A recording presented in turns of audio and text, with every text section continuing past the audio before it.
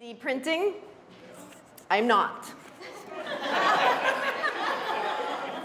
This is cardboard, duct tape, and some house paint, but it does the trick, I think. So this is a swallowtail kite.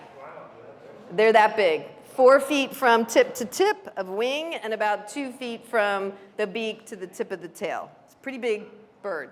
They are amazingly aerial. They're very high up there, and when they wake up in the morning and take off, they often don't land again until it's time to rest for the evening. So these guys are up there flying around. They are so amazing at maneuvering and flying. They sometimes just barely have to move, and they just soar and soar and soar. So this is what we're trying to catch.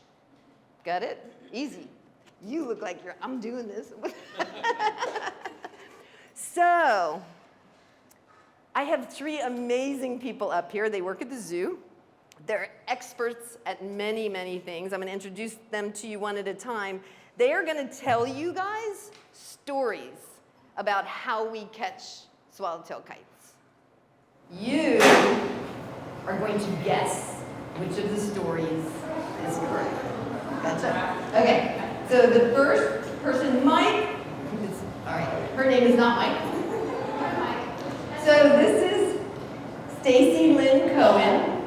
She is one of our amazing zoologists, and when she's not here at the zoo outside in the heat, in the rain, she is outside in the heat, in the rain, usually in the Everglades, picking up stones, turning over logs. She is an amazing naturalist and is in love with being outside. She has a warm, soft, fuzzy spot in her soul for scaly, cooler, slimy animals like frogs and snakes, but she loves all animals.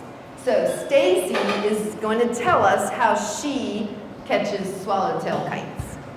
All right, you ready? So just before evening, I go out into the field and I look around where the swallowtail kites might be nesting. I climb up into a tree where they like to nest, and just before they swoop down to get cozy, I snatch them. Very safely, of course, with my safe self. And then I climb down the tree, and then that's how we do it. Yeah. All right, so that's Stacy, tree climber, evening time, roosting. So this is Callie Coxon, Carpenter Coxon, both of them at one time. She is a supervisor here, and she is amazing with our animals. She has this bond that she can get them to do whatever she wants, which is very helpful many days. She also is a crazy outdoor person. She's here sweating in the sun and the rain, and then she goes hiking on weekends and camping on weekends, and she even does yoga outside, not inside. So she is another unbelievable outdoors person, and she's gonna talk to you about how we catch swallowtail kites. All right, so to catch a swallowtail kite, I walk into the woods with an owl. I take this owl out into the woods. I let him sit on his favorite perch. He gets to sit out in the woods, and we let the kites come to us. So that's possible, could be. All right, now there's Mike Rogers. That's a dart gun. No one, Bridget. Don't worry, it's a dart gun. Not loaded. Bridget, don't run out of here. It's just a dart gun. What we have here is a pressurized Hold dart on, gun. I get to talk about you. This is Mike Rogers. He is a Renaissance guy, I'm not kidding. He not only makes us safe by overseeing all our security and safety here, he loves our animals and also elbows his way in to take care of them. He plays guitar, he geocaches, he fixes everything. He's an amazing musician. So, now you can talk. Okay, so what we have here is a pressurized dart gun for tranquilizing animals. So what I do is I go out into the woods, and when FWC lets us know that one of these birds is perching in this area a lot, I'll go out there with a ghillie suit, I lay down, and I wait until dark, and when they come in to roost, I snatch them with the dart gun, snatch them with the dart. Possible. Okay, so you guys just hang out. So, participants, you have to figure out which of these methods is how we catch swallowtail kites. Anyone want to hazard a guess? Owl? Owl? Number one. Number one. Tree climber. How many for number 1? I feel like we're at the gala and people are, that's $100,000. Number 1? Number 2? Anybody dart gun? Oh, okay, good, all right. Will the real swallowtail kite catcher please come to the front? Yeah.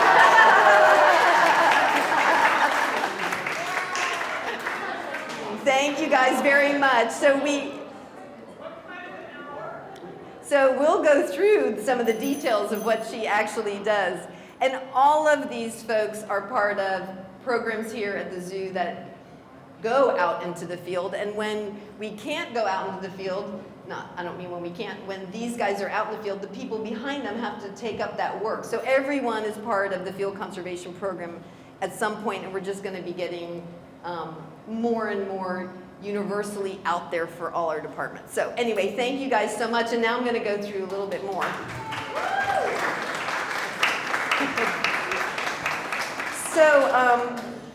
So thank you for coming here. My name is Margot Mcknight. I'm the president and CEO for the folks of you that don't know, so I get to hang out with these amazing people all of the time. I have to thank always Bank of America. You guys make this possible. They support this, and it's not just about supporting the zoo, it's gathering people together, right, and learning stuff and maybe actually deciding to do stuff about it, or just learning stuff and maybe deciding to do stuff later. So Bank of America, thank you so much. Are there any people here from the Couder Institute? Oh, thank you. So Couder Institute is another partner in this.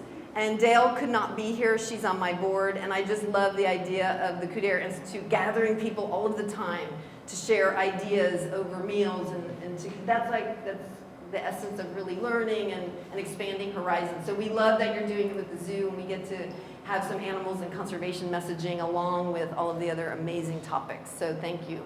Is there anyone from here tonight? All right, there, that's right, I saw you earlier. So our county has an amazing environmental management resource group.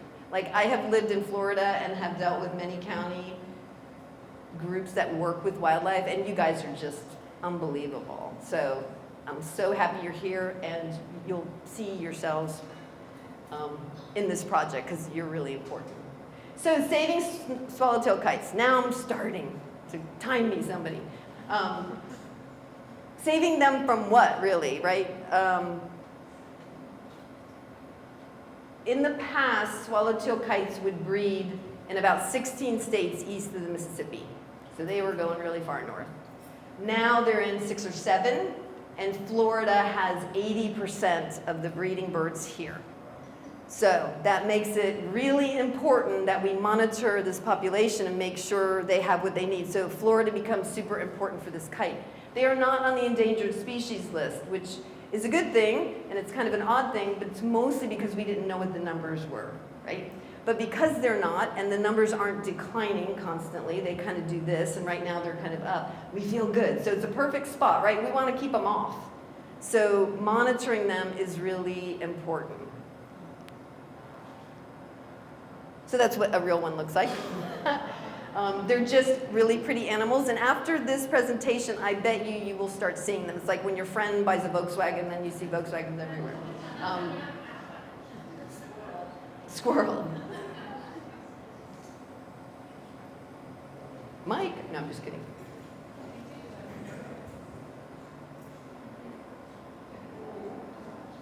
Thank you. So this is what they look like in the summer. And it's not that they're any different color, it's that they're spending time together. So for a raptor, an accipiter, an eagle, you'll hear that now when you are walking around. This is unusual, they're social. And why that's important is social animals are easier to monitor because you tag one of them, that means you have information on a lot of them. So that's one of the really wonderful features of this bird that allows us to monitor them more. So what they do, right now in our area, a lot of them are here. They have just flown up from Brazil, about 5,000 miles. These birds fly from Brazil, and show up in March, February, March. They start looking for their partner. It's usually last year's partner, but if you're a first-year bird, you're looking for a new partner. You may or may not work it out, but you're looking to build a nest, lay some eggs, raise a family, and spend some months here. So that's why we're so important. So they're coming in, they're looking for their mate. It's often the same one. They look for the nest. Sometimes they nest in the same spot, and they are building their family.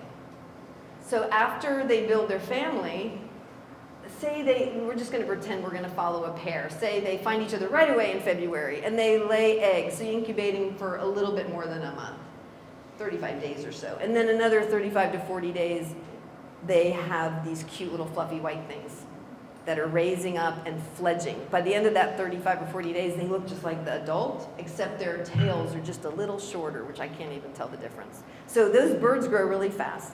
And then, so that's February, March, April. By May or June, they're starting to do this, hang out with other birds and get fat and eat a lot of food. And then by July and August, they leave. They go to Brazil.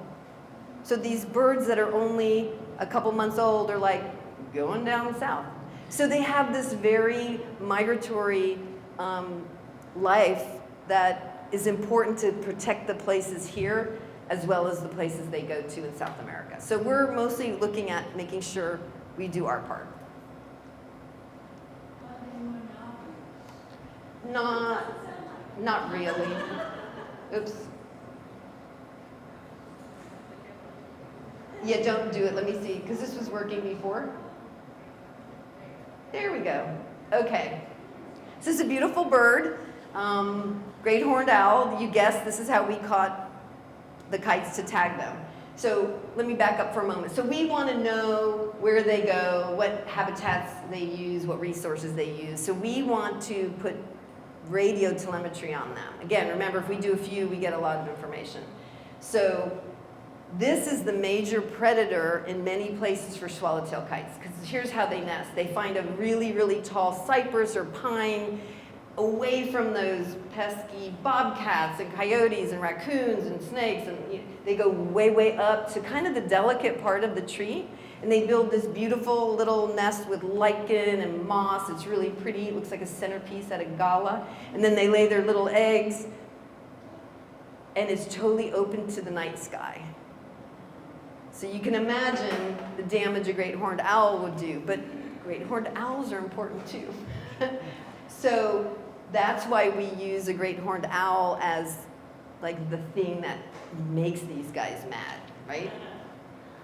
So this is the chicks at a couple weeks.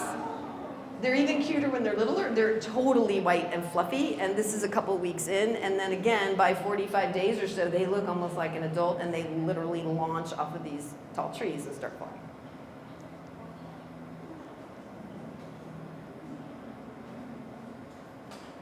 So, the zoo's part of this story is a couple pieces. One, this is a huge part. Like getting the word out about these kites. Right now, it'll be in your brain. You can't unhear what I say. Whatever happens after that. So getting the word out is really important. We actually put feet on the ground too. Callie and Hino, which is the name of our owl, are part of the trapping, right? So we help out in the field. When they go to roost in those big groups, we also send our staff out to do roost counts.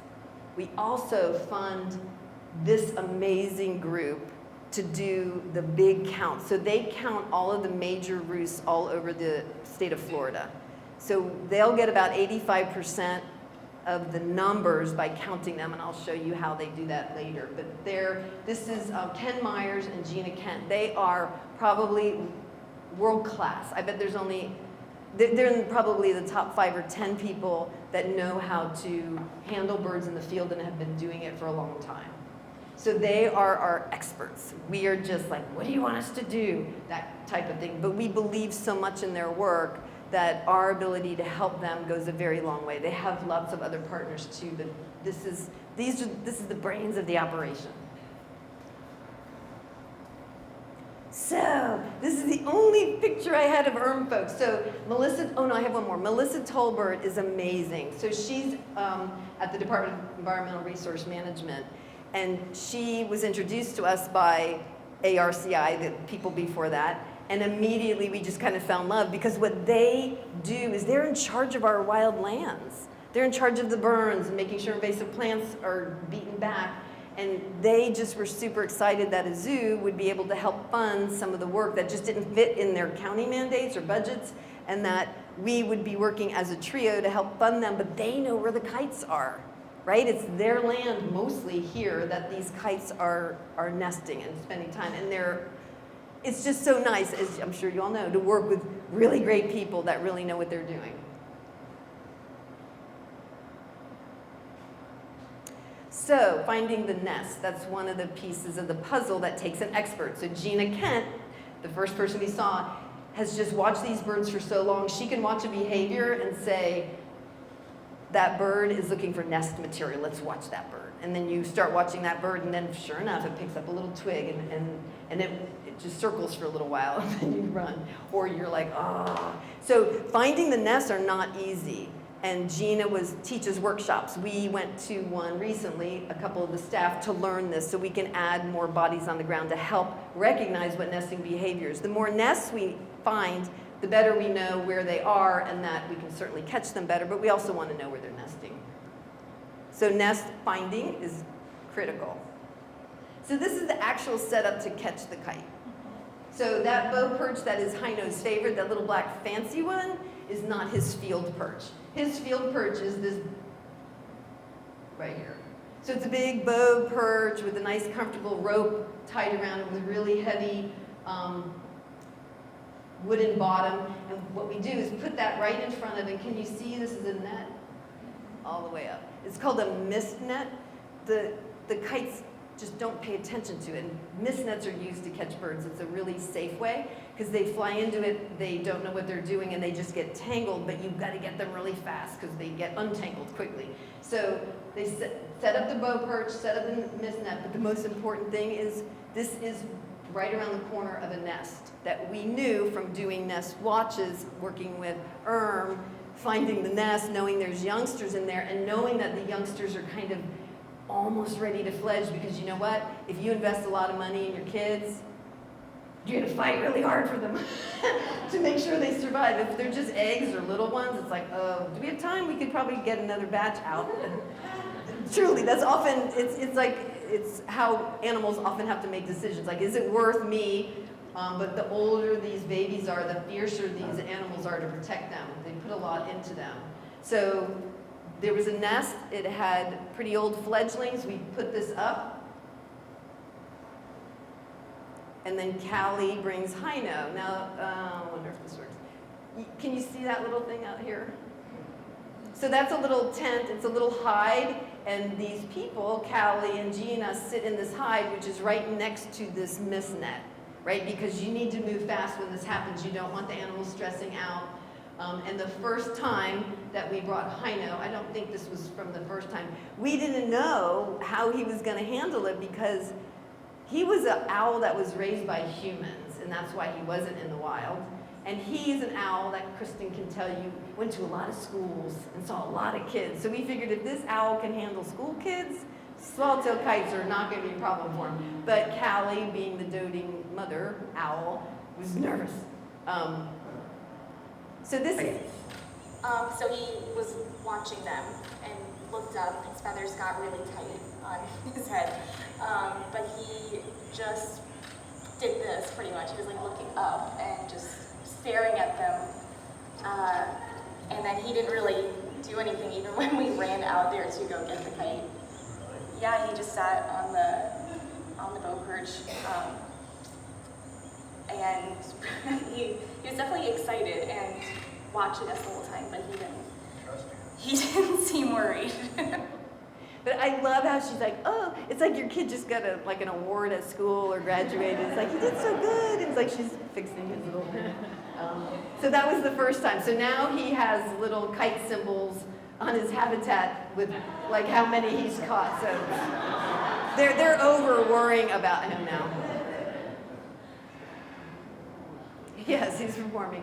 So once you have the kite in hand, the very first thing that's really important is to put a hood on. And you may have seen it in falconers. Falconers use it in movies and stuff.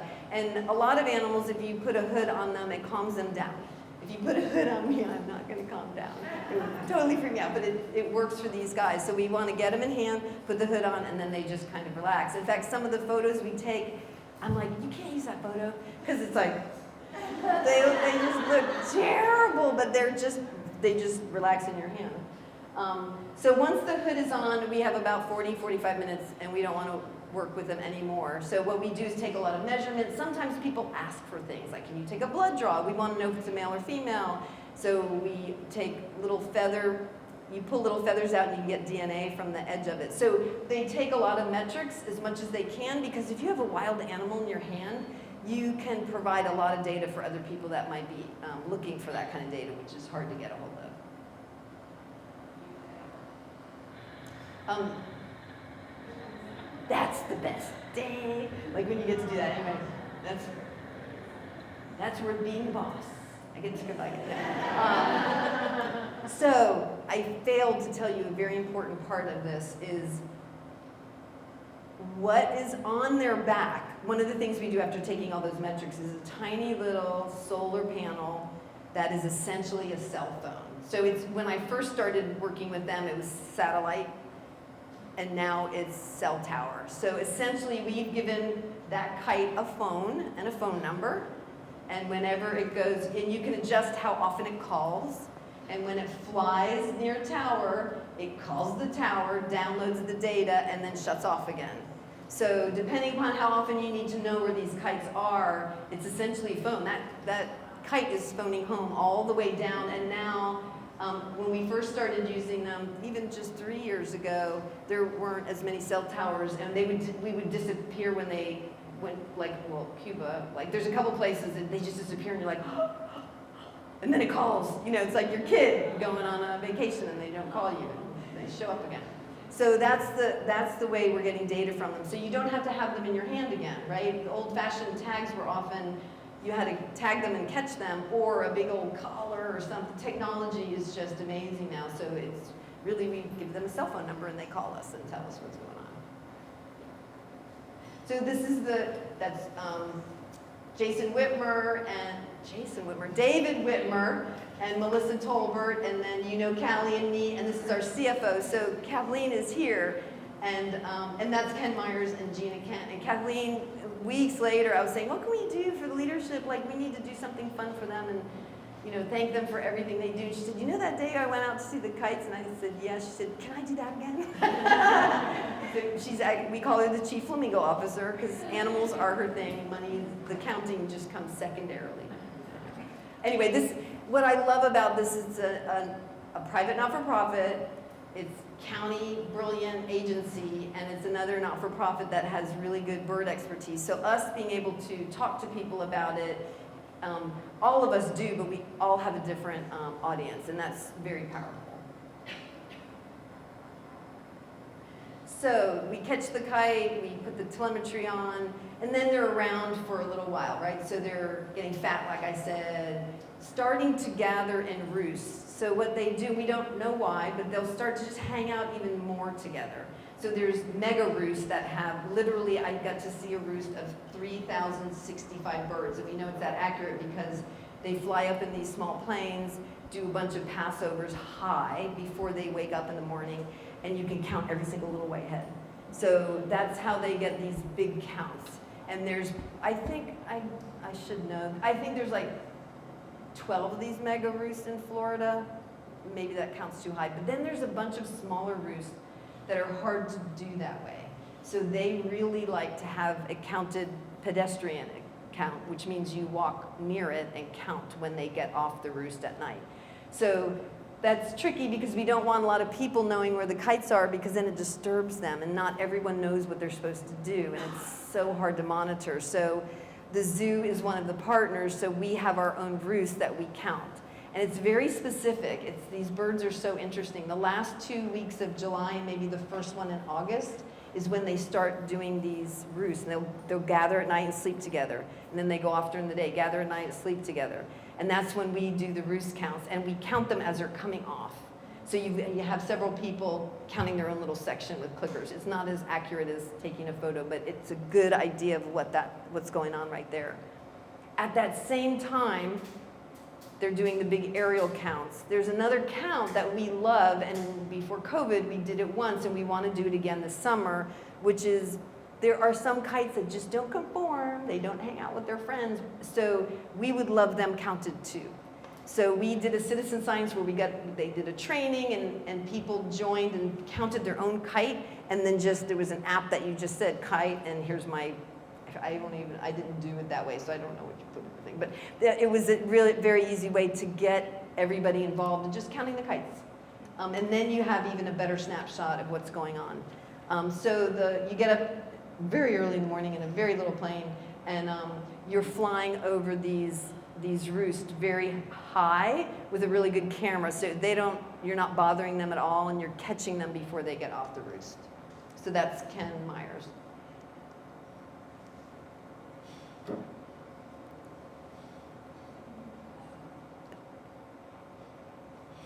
Okay, do it. Darn it. Yes.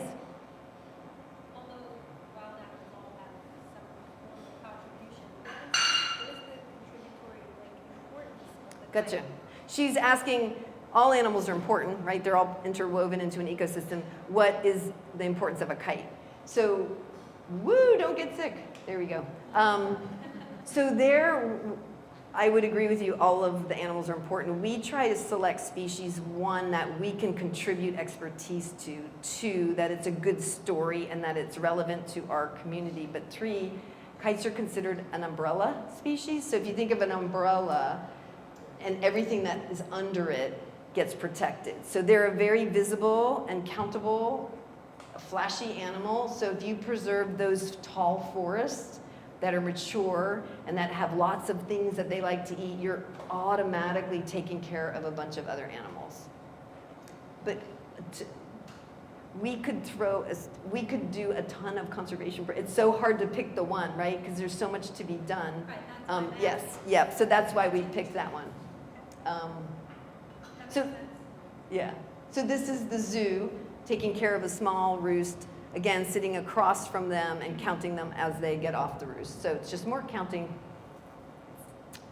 And this is the journey that they take. And so another partner, and Matt Valley is on our board, is FPL. So when they heard we were doing this with solar, and they're very interested in solar, they're like, why didn't you ask us? And so they've been funding the solar packs these last couple years and are very excited. So it's another nice partner. So you can see, and if you go on their website, which is fun, you can watch individuals move, not in real time, but you'll see how they travel. Some of these birds, and this is just a few, so you don't get to see all of the wild machinations that they take to get to Florida. Some go around Texas and come down. Some go across the Gulf, which scares us during hurricane season because they can get caught up in storms. Some go across Cuba and hop, skip, and a jump. And when they leave here after this season, they meander. They take forever to get down there. And then they're down there for a little while. But when it's breeding time, they like come, they're like, their clock is ticking, the weather's good, and they come straight back. So that's how we catch kites. We put telemetry on them. They're umbrella species. And the real goal of tonight was to share with you that the Palm Beach Zoo does this, but what we're hoping as we get better at talking to more people and get people involved in what we're doing is that it makes a difference for these animals, because the whole reason to have a zoo is to get people excited, right? You have to be aware first, and then excited and connected, and then start being empathetic, right? If you have empathy for something, it's way easier to do something, right? You're kind of invested. So that's really our job with our Chilean flamingos out there and our projects that we do out in the field, but it's all the same. It's to get people excited about what to do or action. So the other thing that's hard, and this, I think the last slide's kind of boring, but it's important. And it is the last slide, so that's, kites eat, even for that big giant bird, they eat a lot of really big insects, flying insects. They eat amphibians, sorry, Stacy Lynn, off of the leaf tips. They eat snakes off of the tree, like they'll pluck things from the trees. They rarely, never say don't, they rarely go to the ground and grab something, because then they have to get back up, right? They're these glider planes. So insects are really important to their diet. Small birds, like nestling birds, that kind of thing. And I just read a paper that they've been documented eating green iguana hatchlings. Yes. So, I should have started out with that and just said, okay, go home. You know? And I have seen photos of them eating other invasive lizards and stuff. So when you see them, and I promise you will start seeing them. When you see them over your head, we see them over the zoo. I saw them over near Allen Gast's building. What are they doing? They're not just sightseeing. They're looking for food, right? And they're maybe looking for their friends. So they need to eat, right? So it is a wonderful thing to think that every single person in this room could just do one thing. I mean, even just planting more natives or a native in your backyard would be huge. Just think if everyone did that. And this one website, if you're interested in that at all, homegrownnationalpark.org is adorable website. I totally love it. It is saying if we all decided to plant our backyards native, we would be big enough to create our own national park. Like, who's going to stop us? And it would be private, right? The government's not funding it. We could have our own private. So we're looking at what we do with the zoo as part of this whole thing. This is a chunk of real estate, right? And an important part. So how can we start being that? So for kites, using less pesticide, herbicide, that's really important. And there's I know there's a lot of controversy over a lot of them, but neonicotinoids are a very clear bad pesticide. It is part of the pesticide that's banned in many, many countries because of what it does to honeybees. If you start Googling it, you'll be like, oh yeah. So that one so if you look at the label, that's a really bad one. So think of nicotine, it's not good for you either. Neonicotine is one that's a pesticide. And then glyphosates. I know there's a lot of controversy about does it hurt people, does it not? That part aside, it kills native plants, it kills plants. So if you're killing off native plants, it's a problem for the native insects, which then becomes a problem. And we're just talking about swallowtail kites.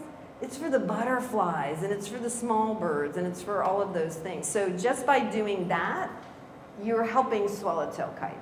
And those are things that it feels like this is doable. So when you see them, think, oh my God, I need to feed them. But this Homegrown National Park, I would suggest you look at it. Some of these others are really good websites that kind of go through the really common products and if they have it or not. So learn about pesticides, look at alternative ones. So this last one, Palm Beach Zoo, PBZ Wild at palmbeachzoo.org.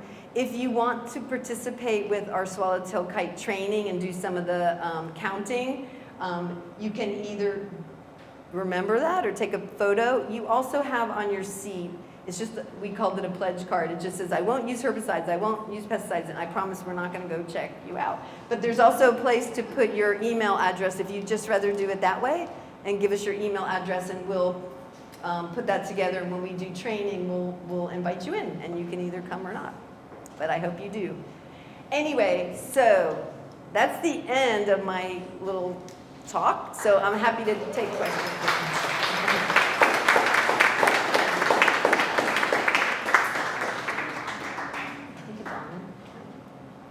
Nope. Mike. Hello. How about that? Isn't Margot fantastic? Thank you, Margot. Wow. I'm sure you've really learned a lot now for the commercials. I do want to thank again Bank of America. This would not be possible without your generosity, your care for our planet. Thank you so much. And there is also, we have one more lecture for this season. It is April 13th with Dr. Fitzpatrick from Max Planck. The information is here, but it's at Cafe Blue for lunchtime on the 13th. We would love to see you there. And lastly, for the biggest commercial of all, if you are not involved with the zoo, we would love to have you be engaged with us. And our Big Cat Society is a really great way to start getting involved with the zoo. So contact us,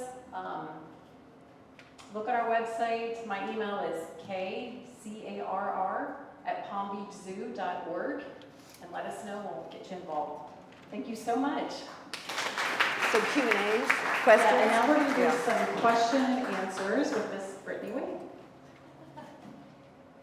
Hi everyone, so I'm sure you have some questions for Margot, so who would like to go? All right, how about you, sir? So I have two questions. One question is that what's the qualifications for the people who get involved in the aviary? Do they go to college for it? Is it At the zoo? biology? At the zoo. Is it veterinarian? How do people get involved in actually doing the things that you do? And my second question is that the owl is a predator of the bird, correct? So the owl is there because the birds attack it because they're Yes. afraid that they're going into the nest. And, okay, so that's why they come towards it Yeah. to protect the young. Yeah. Okay. I'm sorry. So I answered my first, second No. question. So that owl question is good because I wasn't clear about it. Yeah, they're so not happy with owls that they're like, we got to scare this one away. Yes. So our zoologist, and we used to call them zookeepers, but four-year degree in biology or zoology is what we really look for. Some people come in with so many years of experience that we're like, the degree's not as important, but really we want that super good science platform to then just grow from. Why, are you interested because we have an opening? I think we have two. Okay, there you go. This is like Like a job fair. it is a job fair. So, I'm sorry, do you ban the birds when you catch them? And I guess my other question is, you're only catching the adults, you're not getting the juveniles out of the nest. And just a suggestion, you need just a photo of the bird from the top, that you can see how truly beautiful they are. You're 'cause they are totally right. fabulous. Wait, you didn't like my? You didn't like my? No, you're right. They're metallic and they're yeah. Yes, thank you. Yes, they do get banded. So.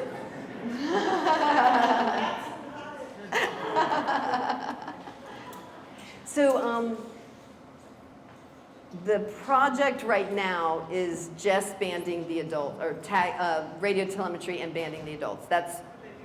They do band them, and they have had programs where they do the fledglings. And Gina, one of those photos, climbs the tree before they're like almost ready to fledge, and then puts the solar on them and bands them also. But that was a special project because that's really hard and it's expensive and stuff. So yes, good questions. Anybody else? We can take a couple more. That was wonderful. Thank you so much. Thank you. Is there anything we individually can do to attract the birds, feed them, or give them comfort? Or it's just, they're out there, but I can do my hummingbirds and my Butterflies? yeah, butterflies, but I don't know how to attract these people, the birds, to be more comfortable and to participate with us to some degree. Yeah, that's a little hard for swallowtail kites because my little experience with them is they're pretty high strung. In fact, you won't see them in aviaries or even in rehab. What do you call those places? Rehabilitation. You don't see them even there very well. They don't do well. Some animals are just more high strung or nervous. So I think, although I would love to hold one again, it's not good for them. So I think we have to just be happy that they're out there and that you celebrate when you see them over your head and feel good that they're out there in numbers. So, yeah. And plant native flowers in your garden. Yeah. Maintaining natural, yeah, that's the best, and you're probably already doing it if you have monarchs and ruby throats, so yeah. All right, let's take a couple more. Hi, my name is Alicia Anderson and I represent tonight. I'm replacing Melissa, who you saw in those pictures, and Benji Stu, my boss. But I just want to say, Palm Beach County, we manage 31,000 acres of natural area. And we consider the zoo a very valuable partner, and we applaud your efforts and thank you very much for this. And we've been out to some of these that are super exciting. You do have to go through a lot of swamp and have that stick with you and get mud up above your knees, but very exciting, and thank you very much, and we continue that support. We love you too. All right, do we have one more? There's one right there. Thank you. I live in downtown West Palm Beach, and I walk every morning in the vicinity. Is there any prospect of seeing these birds in downtown? Well, good. Do my prospects improve if I go to Grassy Waters or... Thank you. The farther west you go, I live off of Beeline, and then when I drive home this time of year, I'm like, hey, hey, hey. I mean, they're just everywhere. That's a really, yeah, the farther west you go, would you agree? Yeah, that you start seeing. But we see them over the zoo. In fact, now staff radios, right? Well, don't die. You know, and I've seen them, I'm sure they go over to Palm Beach just because they can, right? Yeah.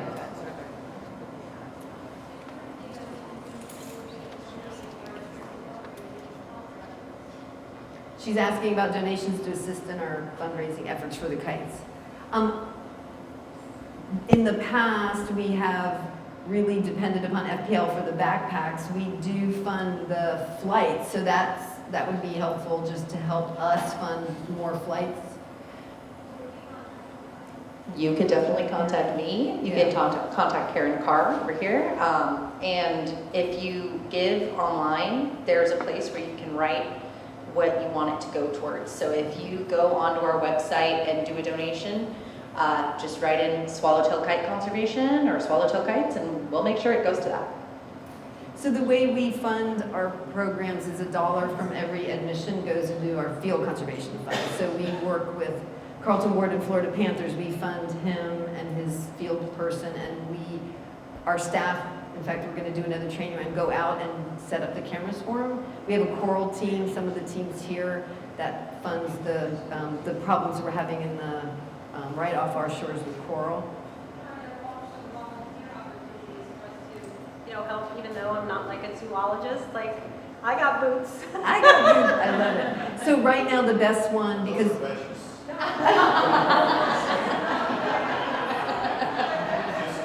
Not ideal for the Everglades.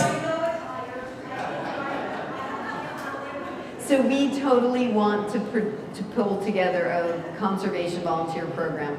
We do not have the capacity yet to actually do that, but that's in our near future. But the best one right now is just signing up for the kite survey in July. So that'll be July, it'll be 3 days in a row, and you go out and you look at birds, and it's fun. Yeah. Yes. Well, you can also put this is a question that I should have asked last time during the Panther program, and he was having such a hard time getting the photographs, and he was out, like, set up his cameras for 2 years, and you get the tail end of the thing or whatever.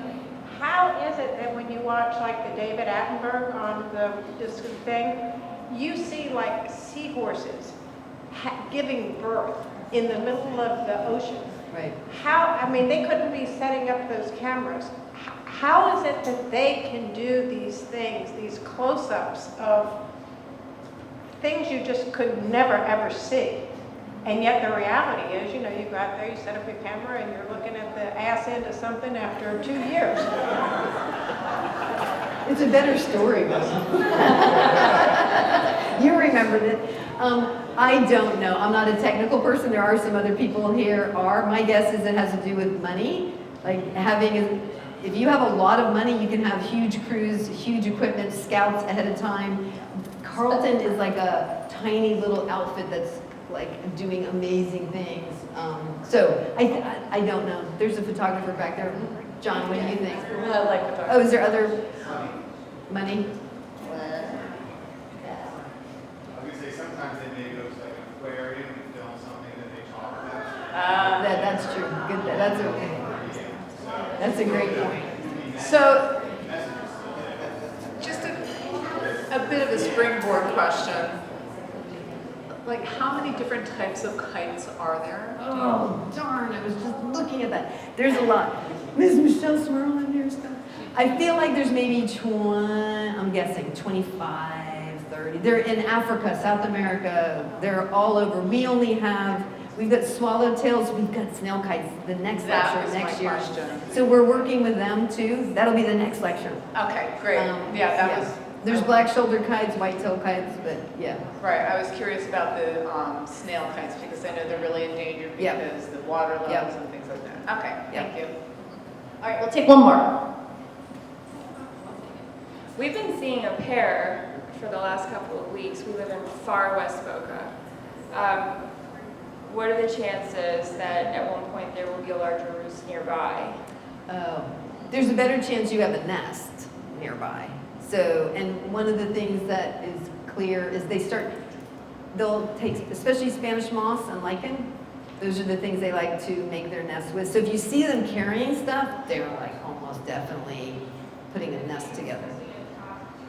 Yeah, and if do you have binoculars? So if you just have to really stare hard at them because sometimes they're just taking little twigs. So if they do that, that means there's a nest. Roosts, not necessarily. They can go so far. They may be going to a big roost and yeah. It could be anywhere. Awesome. Well, thank you so much, everybody. Can we get another round of applause for Margot? Thanks for coming. Thank you, everybody.